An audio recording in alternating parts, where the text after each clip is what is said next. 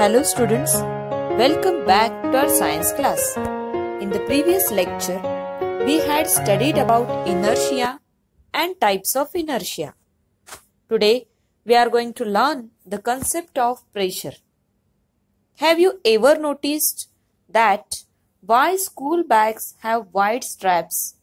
Why sharp knife cuts better as compared to the blunt knife? Why the tip of the needle, nail, pins are sharp. So, in our everyday life, we all experience the impact of pressure. You must have observed the tires of two-wheelers and four-wheelers getting pressurized. The air filling machine has a pressure indicating dial or a digital meter showing the digital reading of a pressure. The machine feels the pressure to a certain value. You are aware that a force has to be applied for filling air in the bicycle tire with a hand pump. By applying force, air pressure is increased and then the air is pushed into the tire. Are force and pressure are related? Let us perform an activity.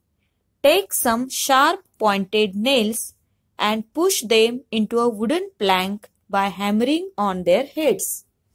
Now take a nail and hold it with its head on the plank and hammer it down from the pointed end. When pressing the drawing pins into a drawing board, they get into the board easily. By applying a force using the thumb, one can push the pins into the board. On the contrary, while pressing ordinary pins into the board with the thumb may get hurt. What does this simple experiment tell? The nail easily penetrates into wood from its pointed end. From this, you will notice that when a force is applied on the head of the nail, it is easy to hammer it into a plank. So why does this happen? Tip of the nail has very small area as compared to the flat surface of the nail, and hence the area of contact with the wall reduces to great extent in the first case. So the pressure applied by the tip on the wall is greater than the pressure applied by the flat surface. That's why it is easy for the tip of the nail to penetrate through the wall. Even we can use drill machine to drill a hole into the wall. It has the pointed nail for the same reason. Even it is easy to cut vegetables, fruits with sharp knife. But if we use the blunt edge of the knife, it will be difficult to penetrate it in. What is the reason in this case? A sharp knife has a very thin edge. It cuts objects better because the area of contact is very small.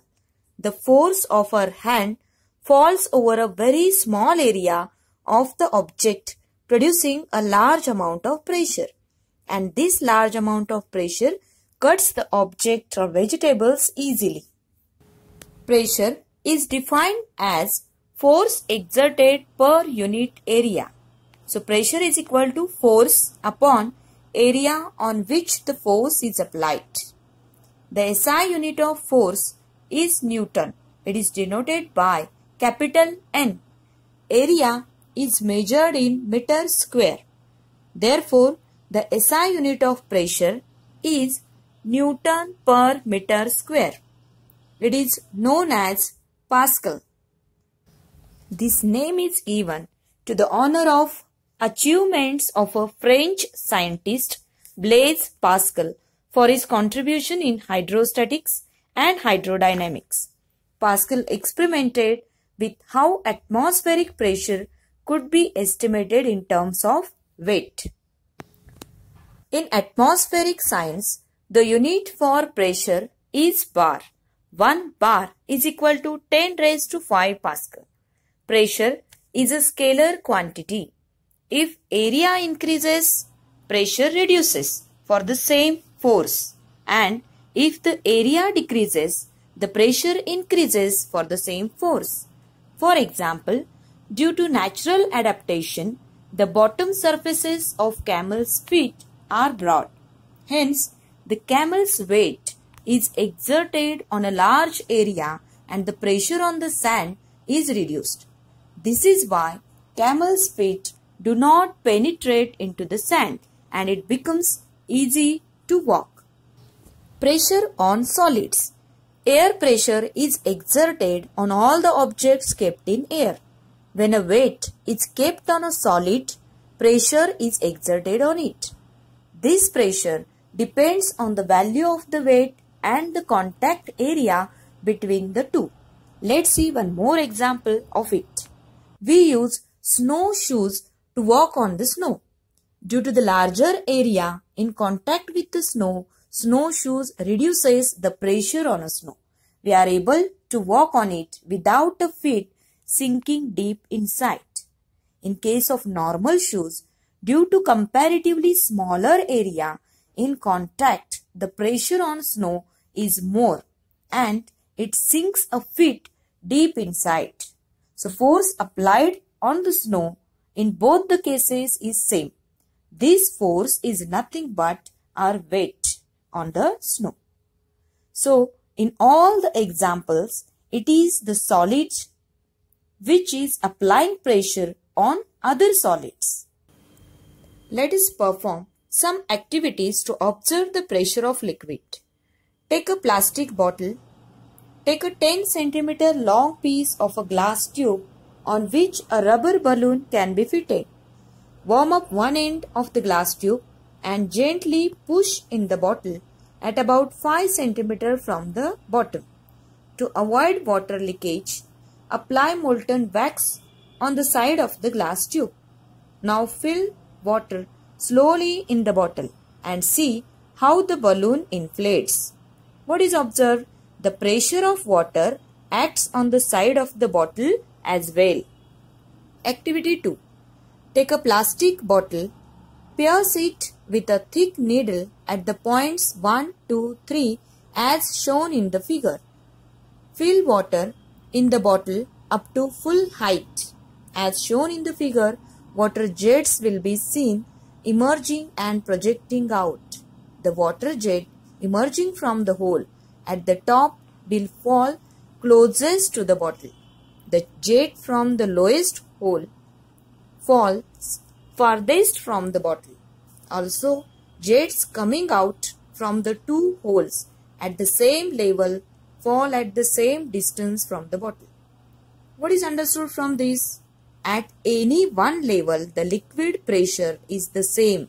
Also, the pressure increases as the depth of the liquid increases. Pressure of a gas or gas pressure. If a balloon is inflated by filling air by mouth, it inflates on all sides. If a pinhole is created in the balloon, air leaks out and the balloon does not inflate fully.